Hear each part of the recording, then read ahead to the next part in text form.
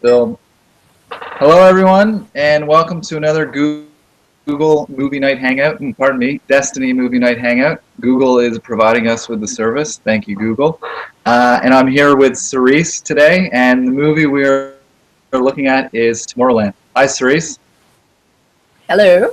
How are you today? Well, thanks. How are you? Very well.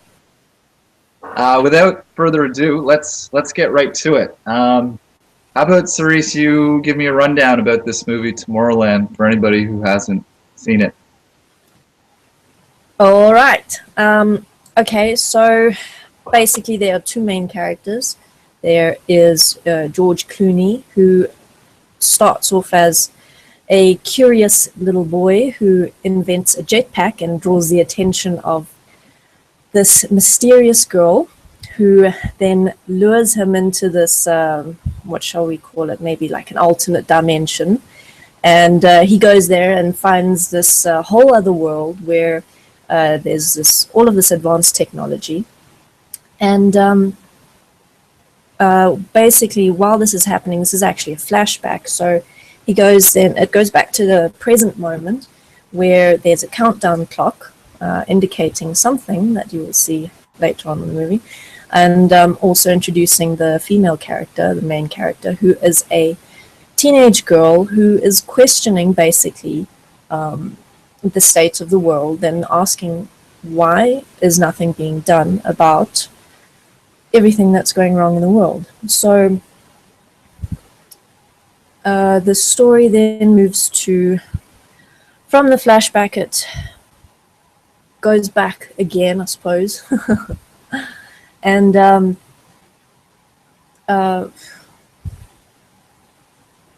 help me out here for a moment, please. So it goes, like you're saying, it goes back and forth a little bit. Like it starts with the beginning, like you're saying, essentially George Clooney starts talking about like the destruction and how mankind is basically de-evolved as opposed to evolving. And then the girl, the main character, who's the girl who's kind of like complimenting, going back and forth, saying like, whoa, whoa, whoa, slow down, it was more like this. And then it's kind of going back and forth on timelines, showcasing like the different worlds, like the positive outlook future scenario and the negative like outlook scenario. And like you say, looking at them in different dimensions, like the future being this potential positive, like technologically prosperous future where it's filled with possibilities and advancements, so to speak.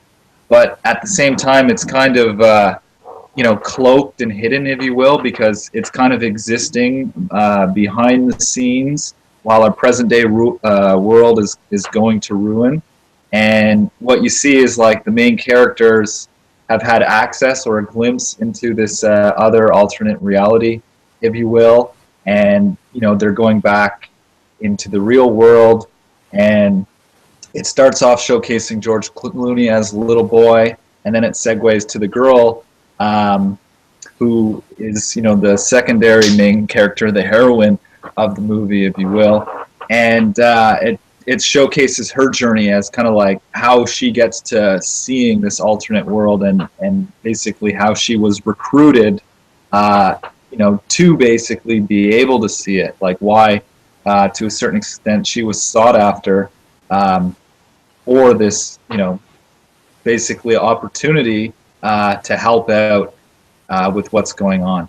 And to summarize that all, because there was so many action scenes and events that took place within it all, this movie is kind of a rare movie in that there was a lot of substance to it, which can be rare in movies today in terms of like points of consideration sometimes, because it had a lot to consider from a lot of different perspectives. So yeah, in summarizing it,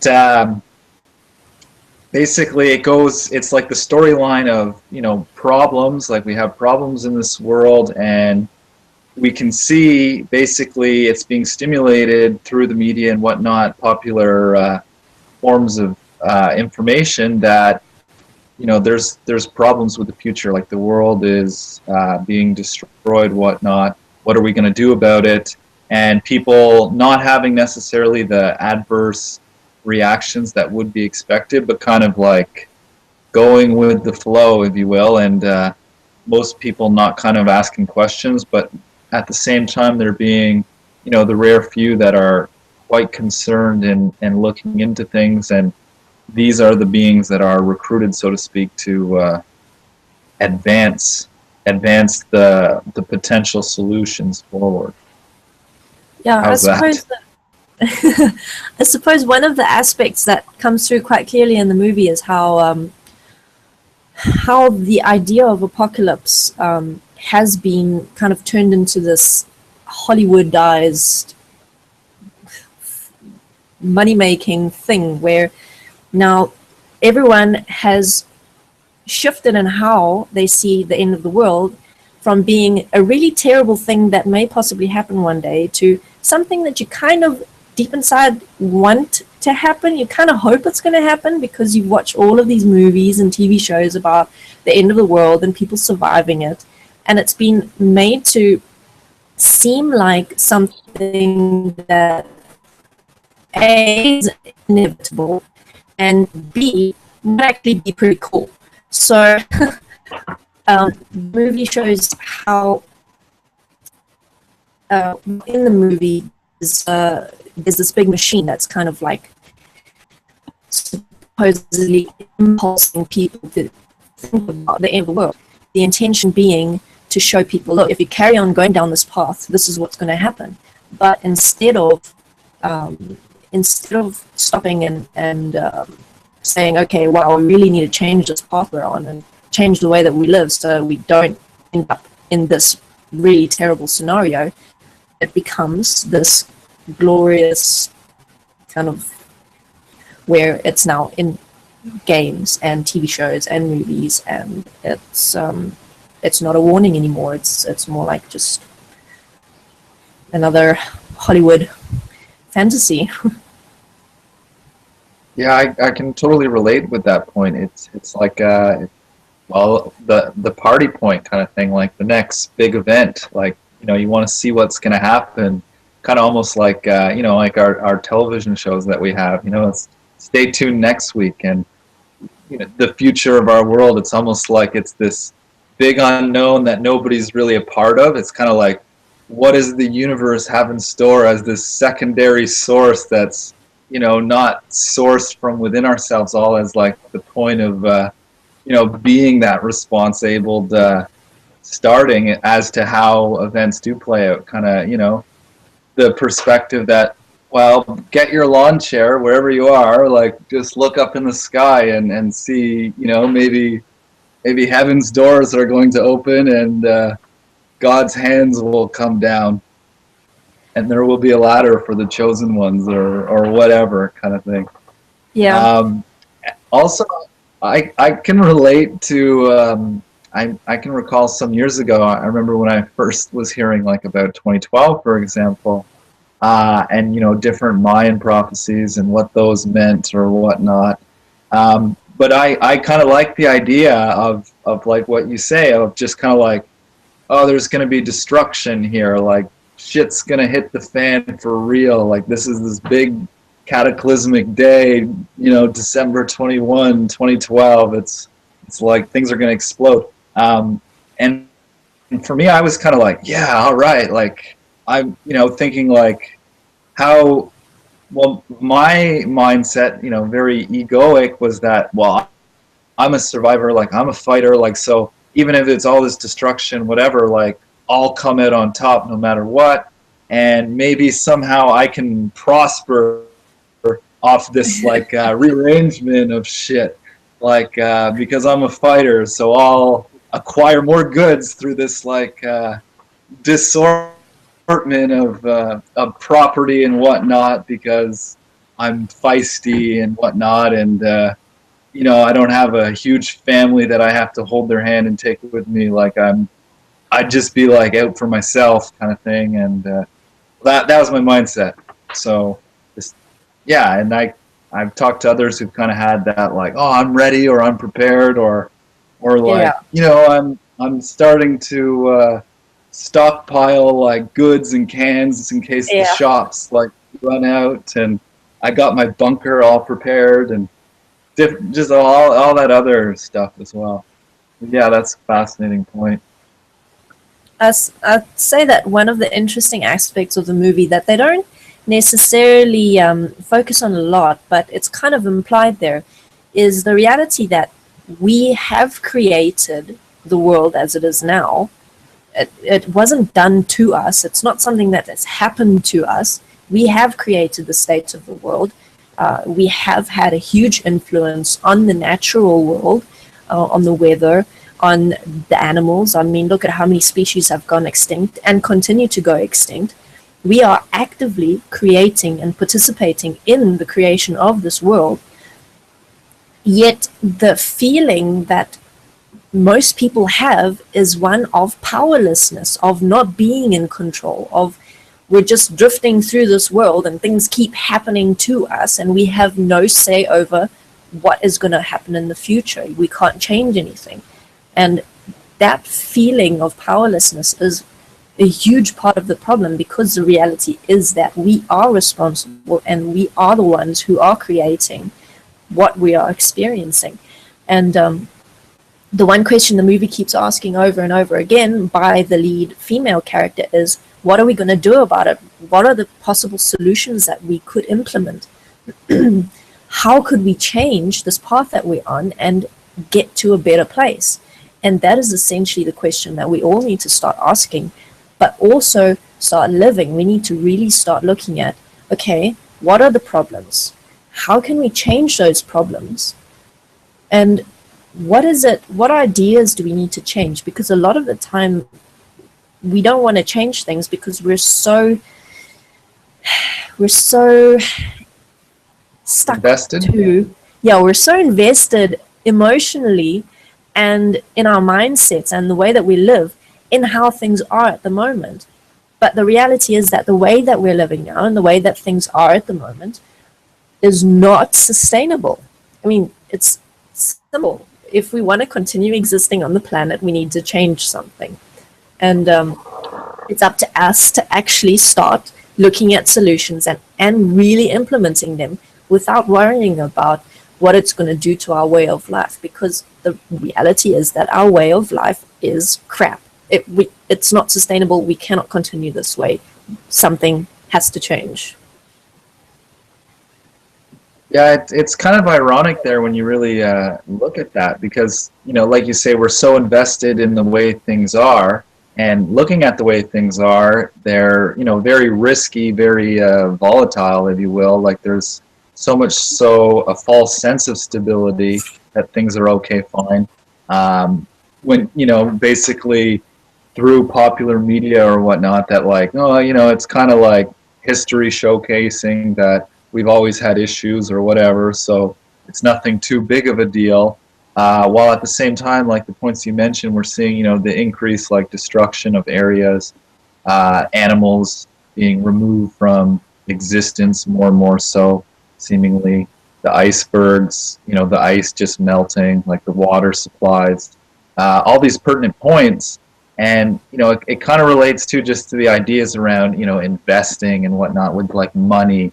And the idea that, the low risk is safe, but the whole fabric framework is built around like high risk, that, you only profit through many's loss kind of thing. Like, many have to lose for you to be a big winner.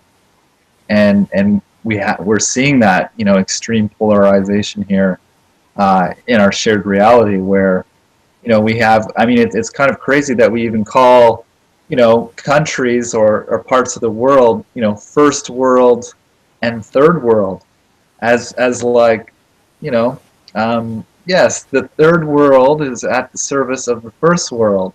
We pay low, labor wages over here so that we can sell the goods to the first world extra cheap, and they can have all this like cheap crap that's not really built all that well in the first place. But it's going to keep the people in the third world employed with the crap wage, so that they can try to survive on that crap wage. and that the people in the first world keep stimulating them to have the job because they're going to need to continually replace their crap product that they're able to afford and buy. Which, Yeah. you know, again, it's silly. It is. To just to elaborate on one other point that you mentioned there, that the movie pointed out was that of the self responsibility point, and you kind of went into this a little bit, where, you know, seeing that it's not such a, you know, a finger pointing as like, you know, what is happening over here, there, or whatnot, but reflecting it to ourselves and like, you know, how are we part of the problems, and thus the self-empowerment within that as how we are part of the solution as well. And I think really to embody a question like that, it really stems from like, you know, reflecting how we are here within it, like how our day-to-day is affected and how we are supporting the annihilation of ourselves just through our everyday participations. And I think, you know, that is one of the ways in which, you know, we stimulate positive dialogue, if you will,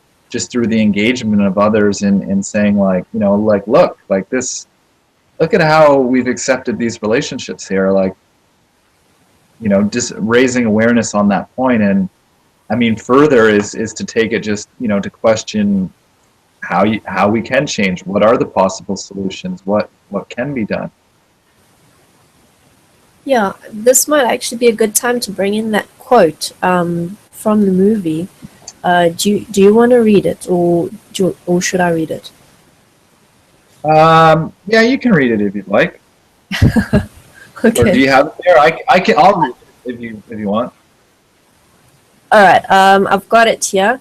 So it's a quote that's Okay. towards the end of the movie, and it goes like this. Let's imagine if you glimpse the future, you are frightened by what you saw. What would you do with that information? You'd go to who? Politicians? Captains of industry? And how would you convince them? With data? With facts? Good luck. The only facts they won't challenge are the ones that keep the wheels greased and the dollars rolling in. But what if there was a way of skipping the middleman and putting the critical news directly into everyone's head? The probability of widespread annihilation kept going up. The only way to stop it was to show it, to scare people straight. Because what reasonable human being wouldn't be galvanized by the potential destruction of everything they'd ever known or loved? To save civilization, I would show its collapse. But how do you think this vision was received? How do you think people responded to the prospect of imminent doom? They gobbled it up like chocolate eclair. They didn't fear their demise. They repackaged it. It could be enjoyed as video games, TV shows, books, movies. The entire world wholeheartedly embraced the apocalypse and sprinted towards it with gleeful abandon. Meanwhile, your earth was crumbling around you. You've got simultaneous epidemics of obesity and starvation. Explain that one. Bees and butterflies start to disappear. The glaciers melt. Algae blooms all around you.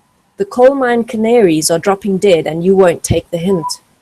In every moment, there is the possibility of a better future, but you people won't believe it. And because you won't believe it, you won't do what is necessary to make it a reality. So, you dwell on this so terrible future. You resign yourselves to it for one reason, because that future doesn't ask you to do anything today. So yes, we saw the iceberg, we warned the Titanic, but you all just steered for it anyway, full steam ahead, sorry. Why?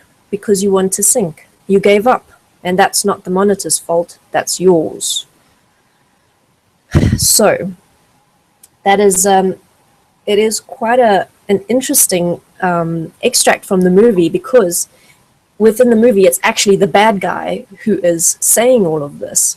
And it's quite odd that they've portrayed it this way, where it's the bad guy who's saying these things, because these things are real. That's relevant. That's what's happening. I mean, we can see the destruction happening all around us, and yet the the response that we are giving to this, that we are seeing, is like extremely minimal. For sure. It you know, it kind of reflects just the well, the point of that. You know, oftentimes when you're engaging with another person, and if you point out, a point of something that you see within them, like a suppression, for example. I mean, the common response is so much so, reaction.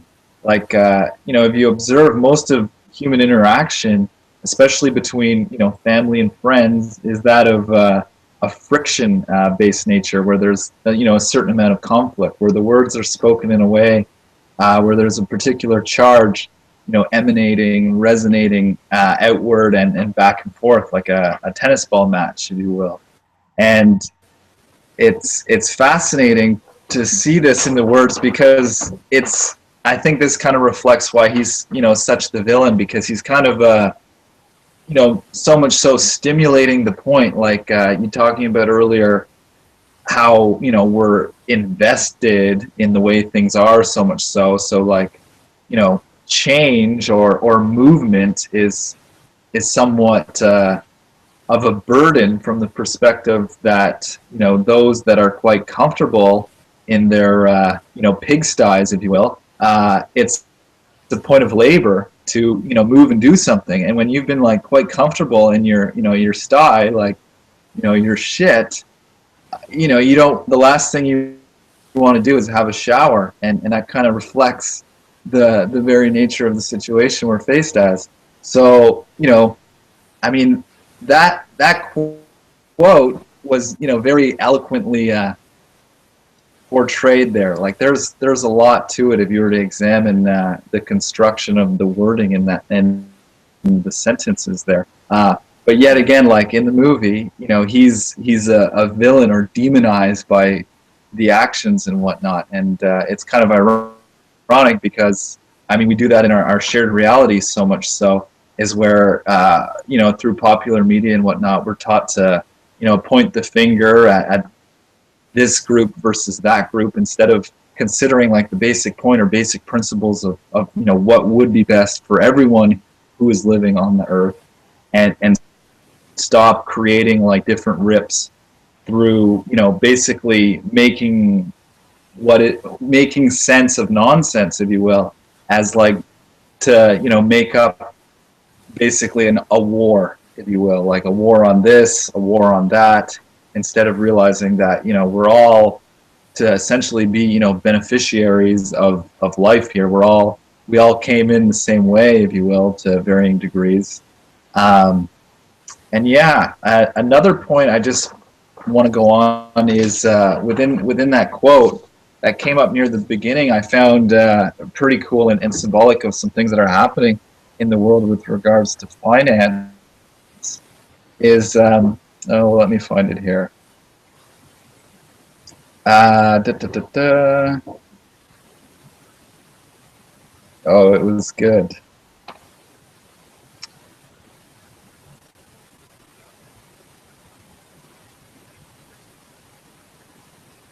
Okay, well, to paraphrase the point, it was about talking about the middleman, where like skipping the middleman, where like that would be a bad thing, if you will. We're kind of looking at that situation a little bit with regards to how finance or like the economy works with the money system, where we're seeing more and more it's in people's face, maybe not everyone's, but it is a huge point, is the economy, how money exists as debt, if you will, and that the bank exists as the big middleman on your money relationships, where you put money in the bank and it's lent out and whatnot.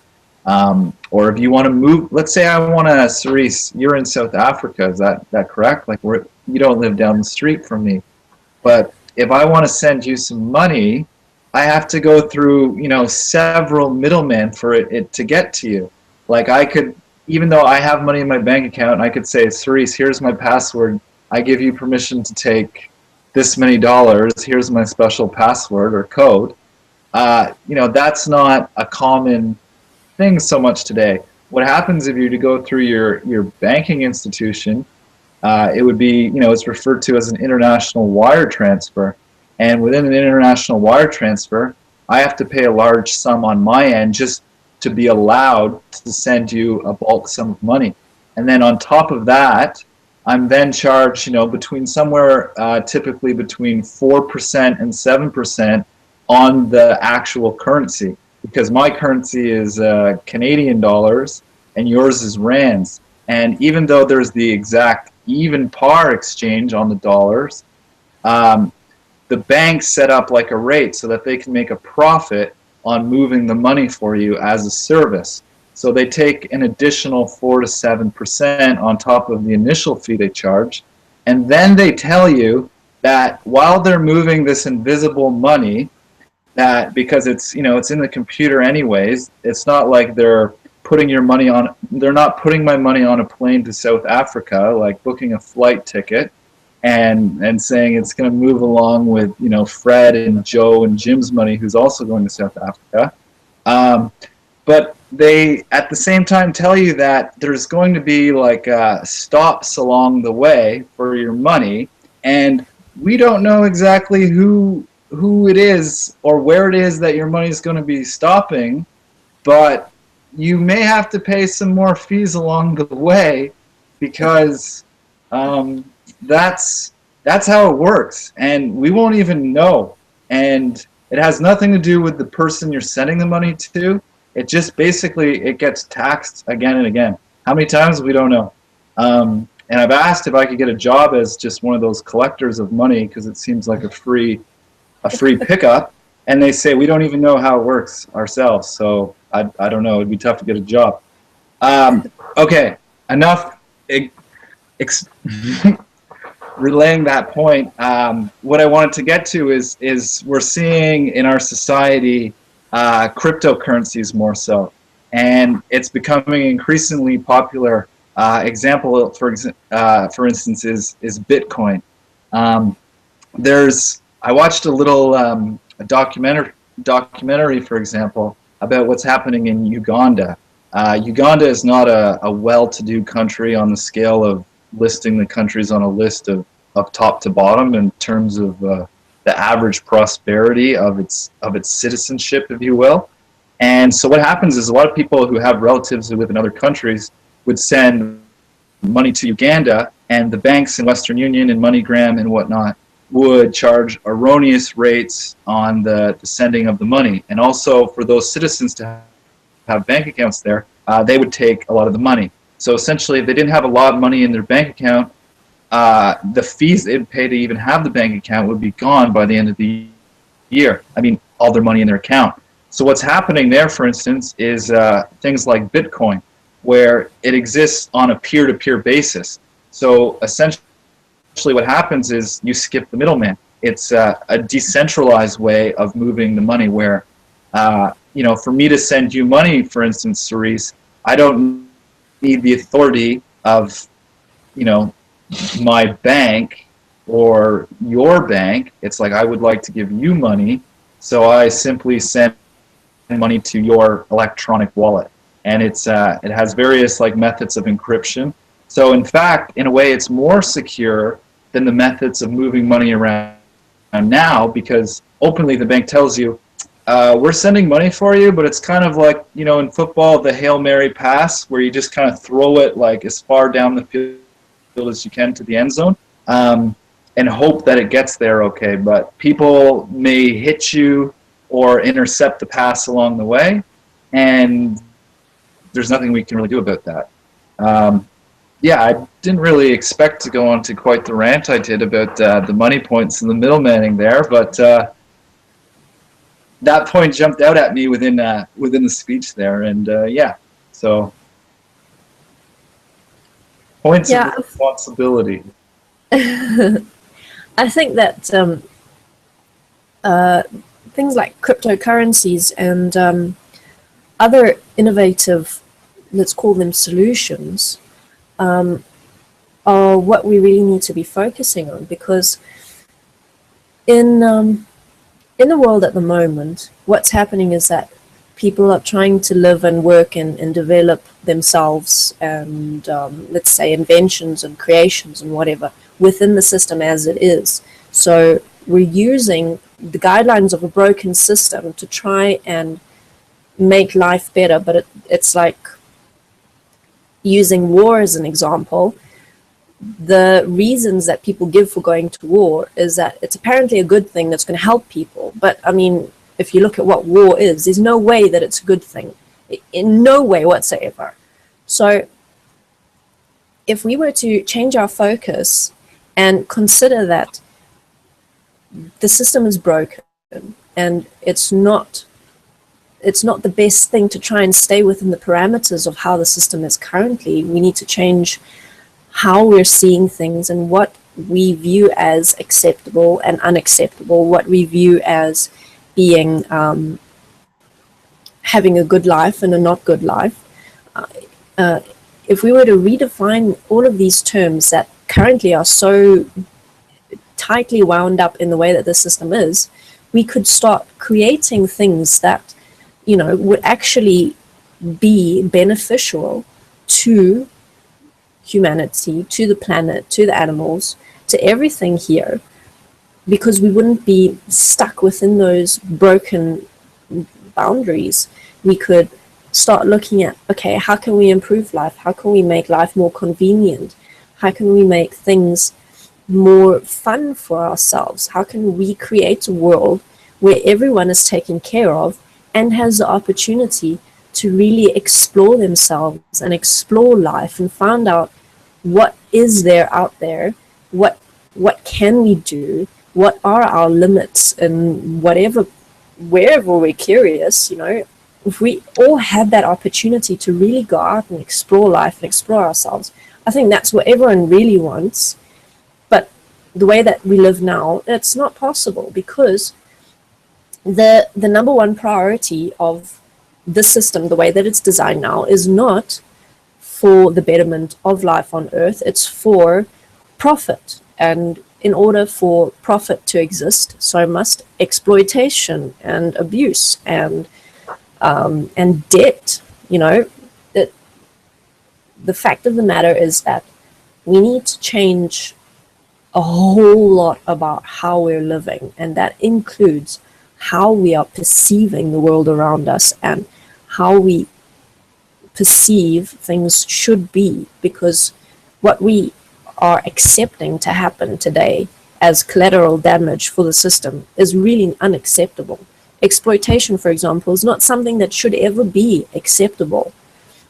We need to redefine what is acceptable, what is not acceptable, and actually start living it and create a society and a system where we are living according to what is acceptable from the starting point of what is actually best for all life on this planet. I totally agree with what you say there, Cerise.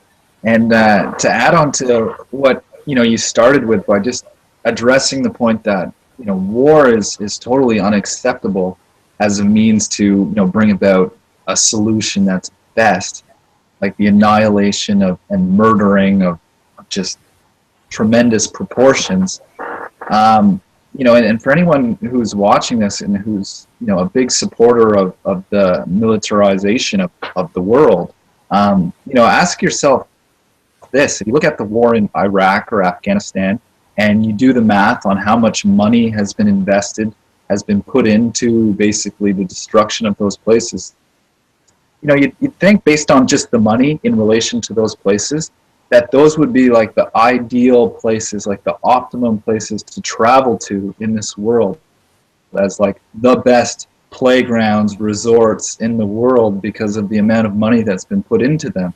But it's been, so backwards. I mean, even just you think about basically how meticulous, we've been in causing destruction in parts of the world in specific spots.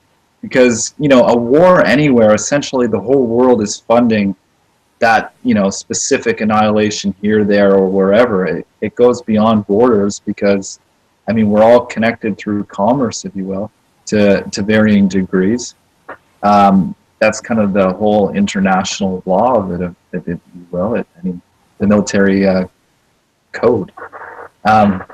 Yeah, so that's a fascinating point I find, and I like to share, is that, you know, if the military really was effective, you know, you'd think you would see places becoming more desirable, if you will, as points of living in this world, as opposed to the total opposite. And I mean, you know, just as a point of, like, if you regard the military as renovators, if you will, you know, they're not the kind of people that you'd want to rehire or take on to, you know, do your basement project or your upstairs living room, because I mean they're milking it so much so that it's like takes, you know, a gazillion years to tear the foundation apart before you like lay a new beginning, and then you're like, no, we're not done. It's like, what?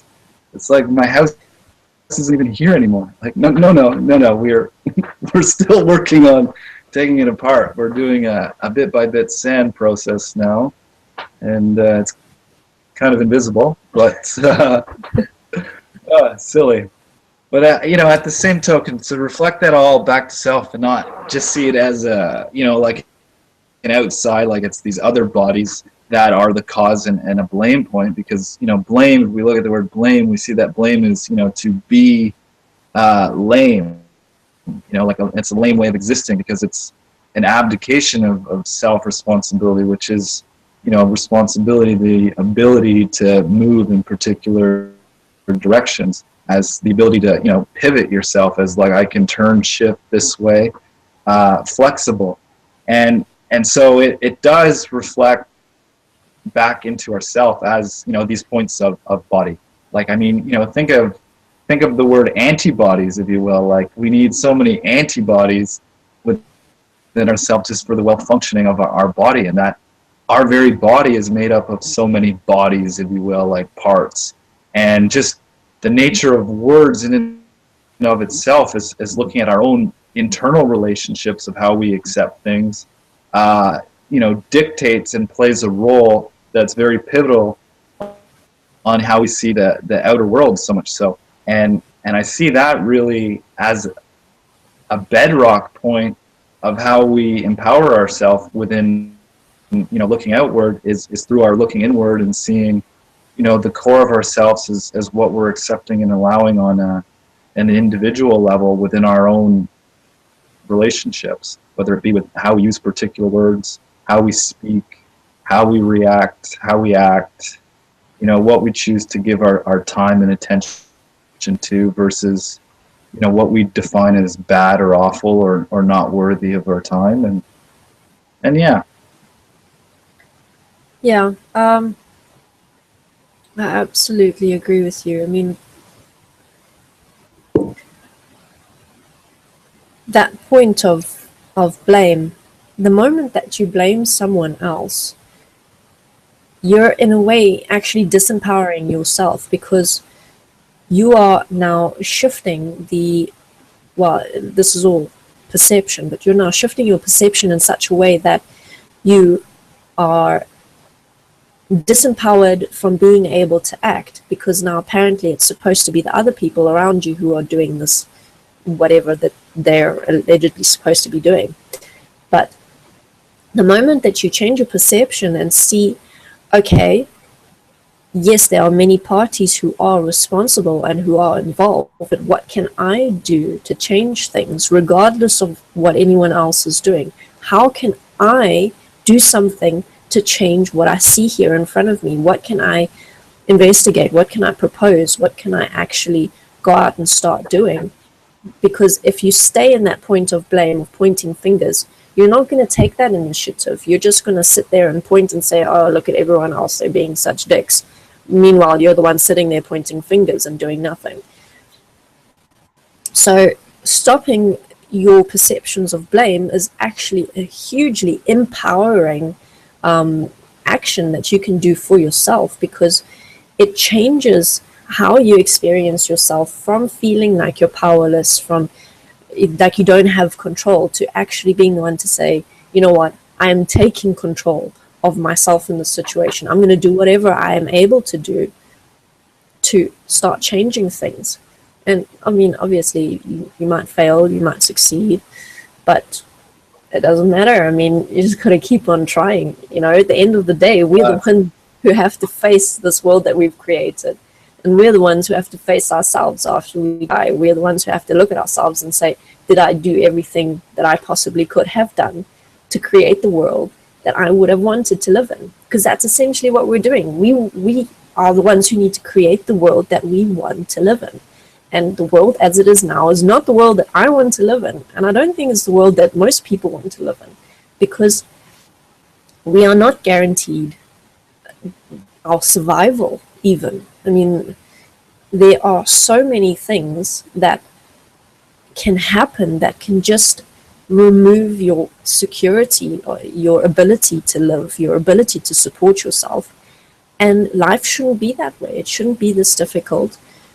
We shouldn't live with this insecurity, with this anxiety as to, am I still going to be able to eat food tomorrow?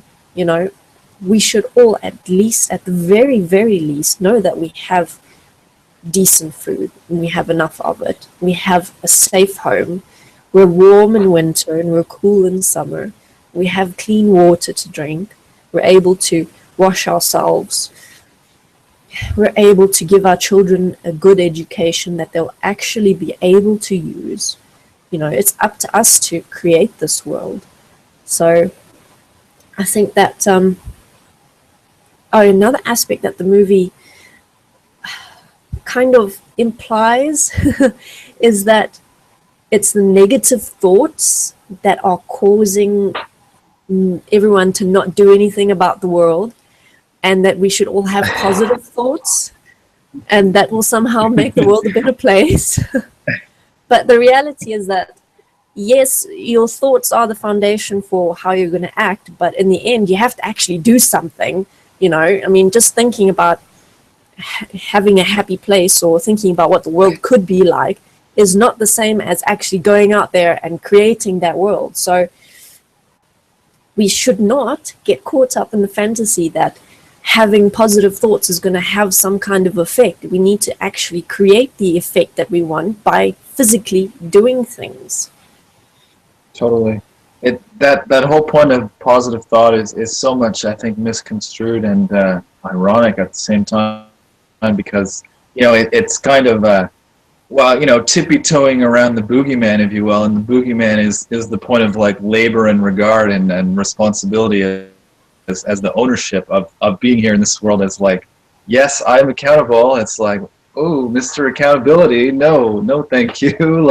like accountability is the tax man, if you will, and, you know, nobody wants to pay their taxes, but at the same time, the way we're existing is we're creating these huge amount of taxes for ourselves to pay, and we're just like, no, don't question the tax system or the taxes that we're paying. Just shut up and pay them so that the tax man leaves us alone. Because damn if I'm going to be accountable. It's funny when you look at it like that. In general, I find, to elaborate on what you were saying earlier about the point of, like, blame and self-responsibility and empowerment, when it's like a radical shift, if you will, when we, you know, stop the blame within ourselves, where, you know, it's really to check yourself before you wreck yourself, where, you know, you are the wrecking ball, so to speak, and it's kind of like, as your wrecking ball's in mid-swing and you're kind of pointing the finger outward, you stop and really take ownership for that. It's like, no, wait a minute, this is me, I'm it, like, tag, I'm here, I'm it. It's not you out there separate from me, like, that's me too. Like, haha, like, you know, peekaboo, I see you, like, we're all here together, you know, mirror reflections, if you will. And it's funny because when you step out of, like, the blame game, you know, it becomes like a cool, like, complimentary conversation of, you know, tag, you're it, like, let me add to that what you say, like, so much so, like, the flow of the conversation we've been having here today.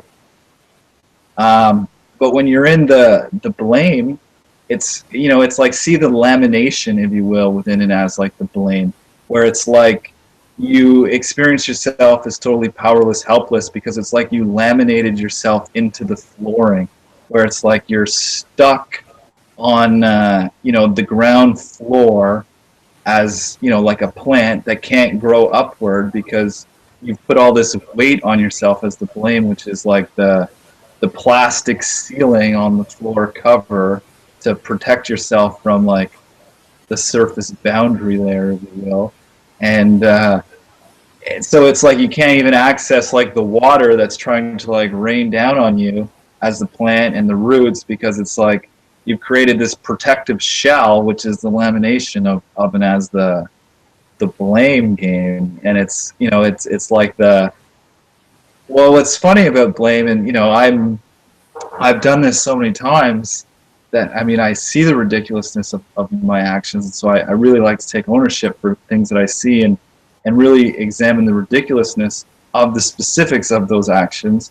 Is seeing that how in moments where I would get distraught emotionally, and I'd look to be pointing the finger in the blame game as what in the moment feels like an empowering thing because I'm bubbling with anger, and so I'm taking on the superiority character position as like I'm an intellect. Let me like tear this piece of myself that I define as separate like down.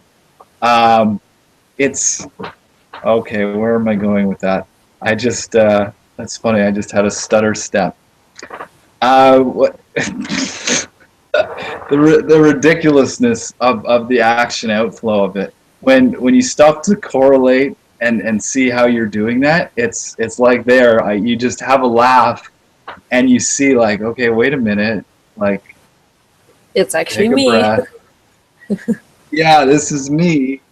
I was making sense of nonsense, and that seems so logically sound to me because as the so-called like logarithm or algorithm, like as my own mathematical equation that I made sense of based on the energy of like playing that game of it, the battlefield exchange. And it's funny. It's funny when we really slow down to catch ourselves and stop it, because we become more rich every time we do, because it's the ownership. You become the authority of yourself being here. It becomes, every time we remove a blame, it's taking away a bit of helplessness, because helplessness so much so is the inability to help ourselves. And so every time we actually like help ourselves through stopping, remediating like an ineffective relationship, which all the blame is, we become rich with our words, so much so. Yeah. Yeah, absolutely.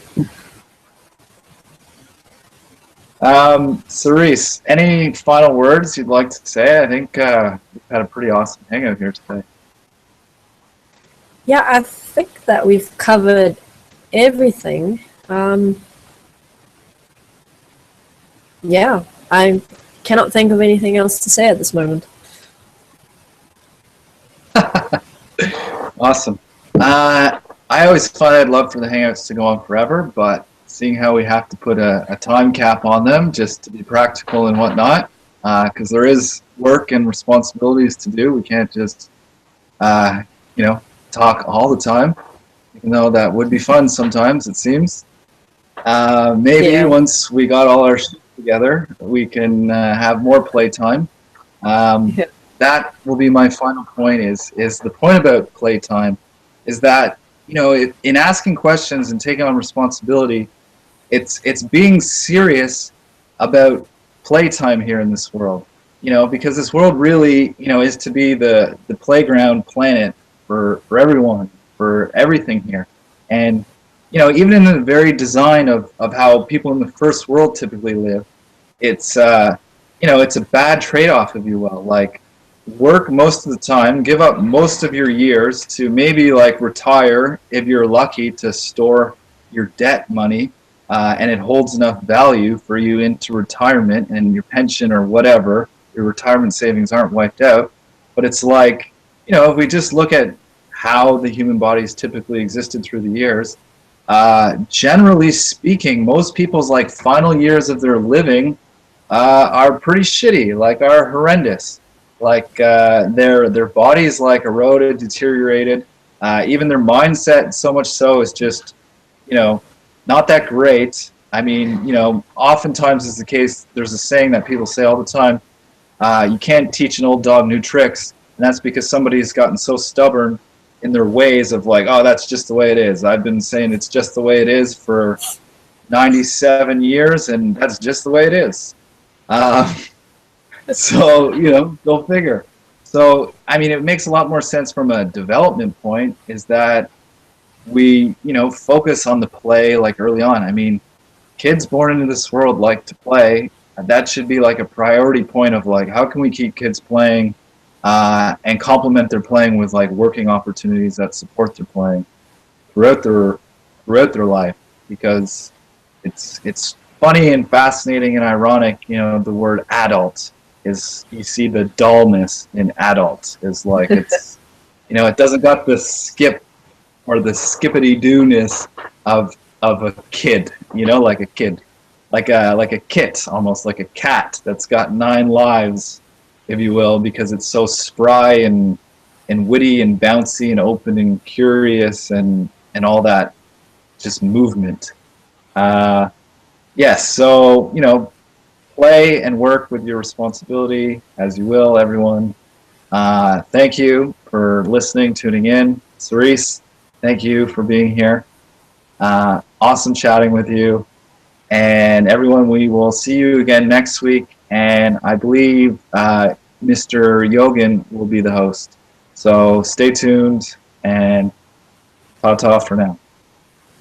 All right.